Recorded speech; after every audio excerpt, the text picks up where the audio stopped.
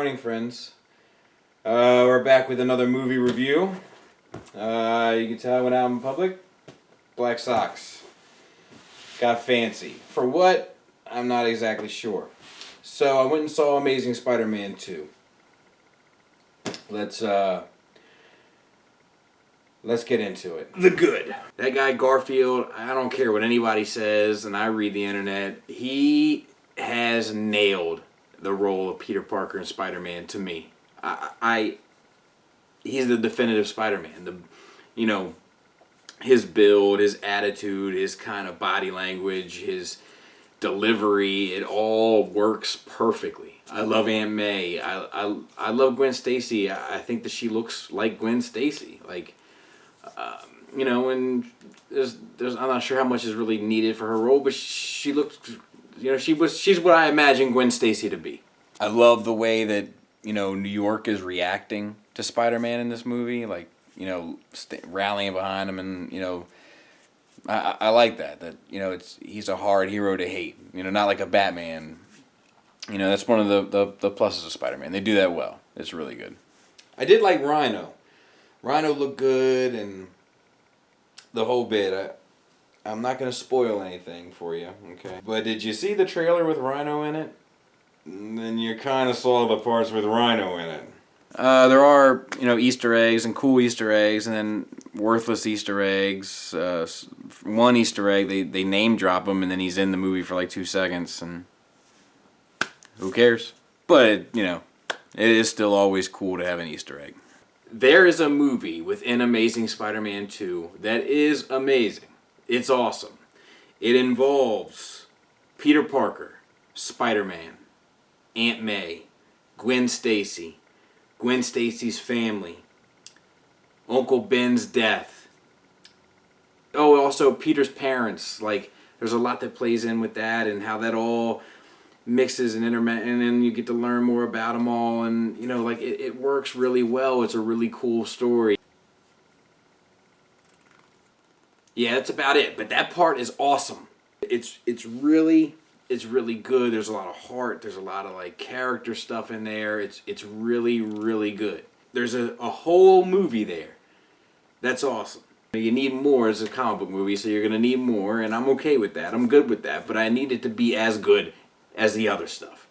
Look, I'm not sure what you want from me. I've given you a lot. There's not much more to it on the positive side of things. Which brings us to the bad. As far as the bad, there's plenty to go around. Whew. There's a fair amount of campiness, for one. My favorite bit of campiness where I literally face-palmed is when Electro says, "It's my birthday, now it's time to blow out the candles." Terrible. Electro's pretty bad. He's pretty much up there with the worst part of being bad. He's really, really bad. Horrible, unthinkable, horrendous, undesirable, ridiculous, bad, atrocious, terrible, unbearable, terrible, even. Malo. It's not even that Jamie Foxx does a bad job on the acting side. It's just that, well, he doesn't do a bad job, but I do kind of expect him to break into the little R&B bit every now and then. Up in the club, looking for Spider-Man. It's just that it's poorly written and it's poorly developed, and it just sucks. You know who he reminds me of? Jim Carrey's portrayal of Edward Nygma in Batman Forever. That's what it reminds me of. And it's done just as campy. And look, I don't care what it's based on. Ultimate Spider-Man, Superior Spider-Man, Amazing Spider-Man, Spectacular Spider-Man, Spider-Man. I don't care what it's based on. It's done poorly. Electro is done poorly. His origin is it's rushed. It feels silly. There's the eels, and they play in the 3D. Eel. At certain parts I was just laughing. It's bad. It's bad.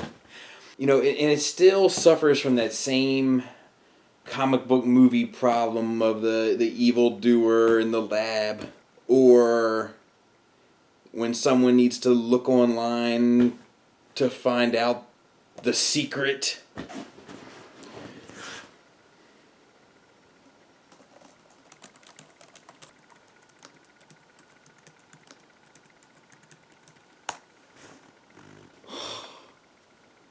Of course. There's literally a scene where they're looking for the secret files, and they're in a file called Special Projects. Not normal projects, because we don't want the regulars looking in. Special projects. Because if you're not special, you don't double click on that. Yeah, it's special. It's not for you. You're not going to look in there. I think my biggest gripe, though, is, if you've read anything about it online, you know, but that there's not a whole lot to do with the Norman Osborn character. You know, it's pretty much Harry's ballgame. And if you know the comics and you're into the, like, it's hard to brush over that character. Like, you know, forget Rhino, forget Electro. Let's spend a little TLC to Norman and do it right, do it properly. Make him a little crazy, make him possessed by the suit, kinda, you know?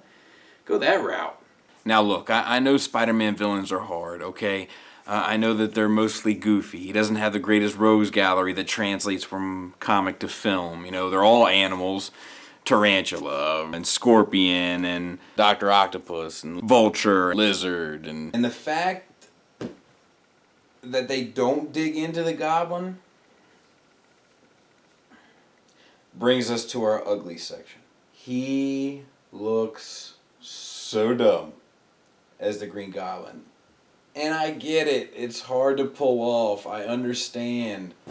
But why not kick it around the office a little bit more? You know, make it a water, what do they call it? Like a water cooler topic. Or it looks stupid. And to put his hair in the shape of the hat.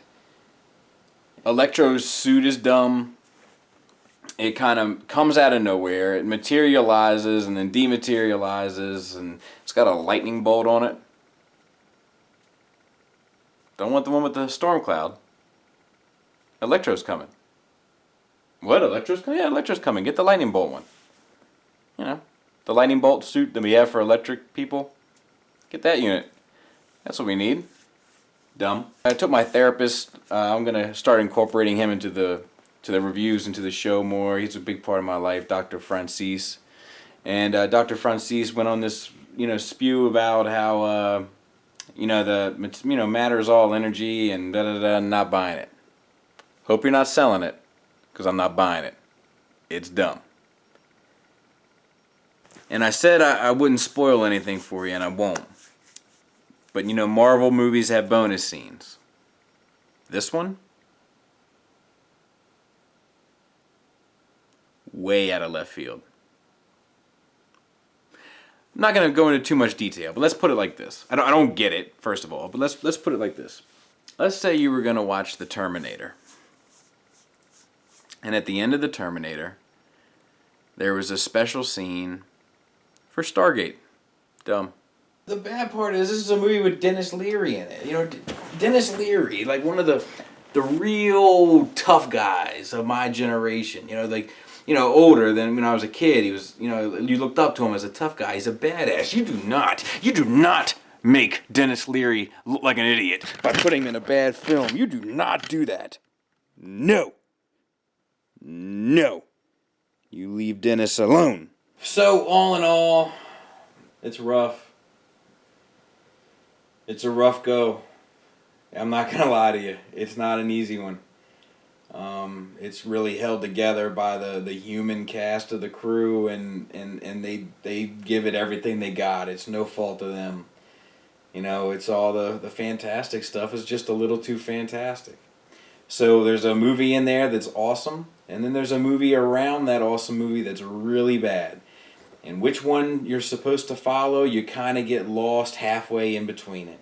So I'm going to give it a 5 out of 10. because they got it half right. See you guys after X-Men.